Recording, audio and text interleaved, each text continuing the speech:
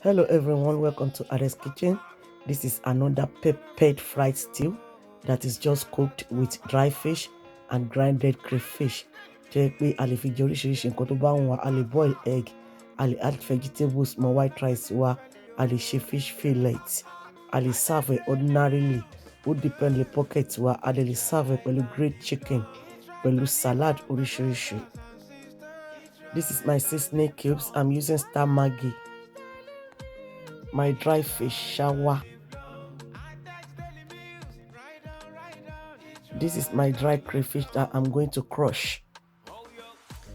This is my tatashe, red bell peppers, fresh tomatoes, onion, garlic, and ginger. Then everything is cut into small pieces and is washed.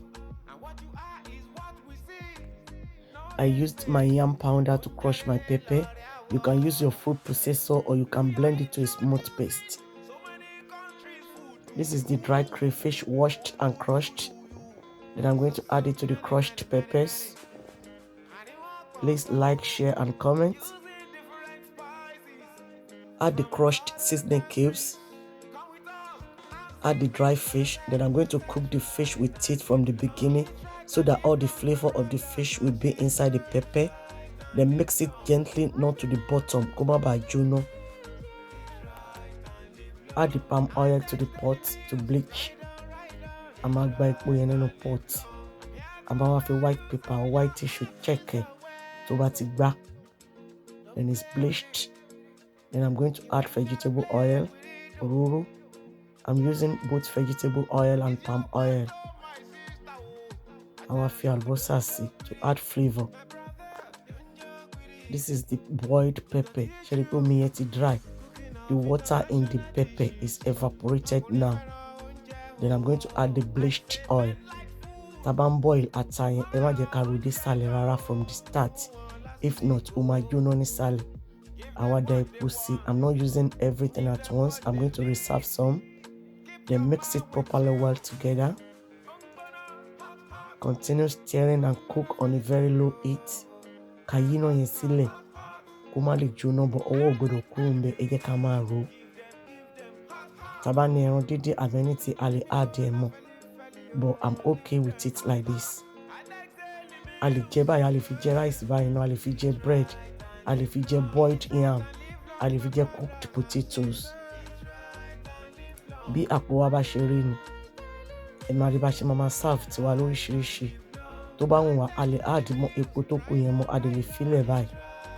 The stew is ready. Màá wá portion ẹ̀ sínú small plastic. So that whenever we are having rice, white rice, or yam, or potato, we just be bringing it one by one. I come see rice in, I add vegetables more.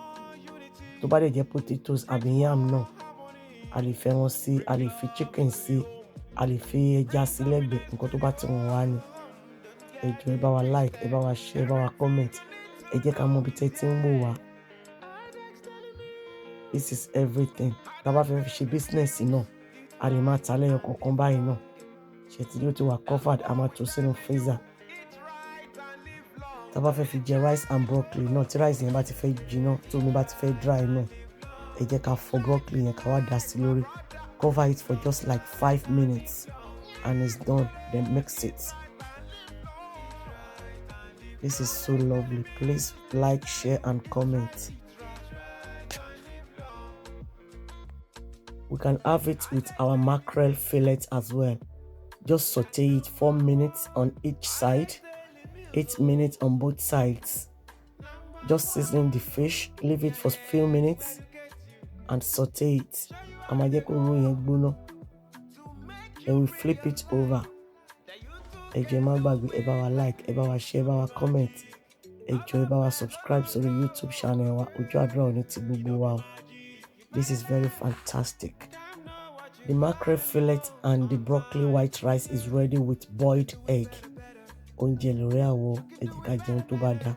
We can have this stew with just ordinary rice without any fish or chicken. A kàn lè boil ẹyin sí lẹ́gbẹ̀ẹ́ bí pocket wa bá ṣe rí ni. A dẹ̀ lè serve pẹ̀lú chicken náà bápo wa bá ṣe rí ni. Oúnjẹ rere òun lórí àwọ̀. Ẹ jẹ́ ká ṣiṣẹ́ dídí nígbà tó yẹ ká ṣiṣẹ́. ká dé jẹun. Ẹ má gbàgbé ẹ bá wa subscribe sórí YouTube channel wa.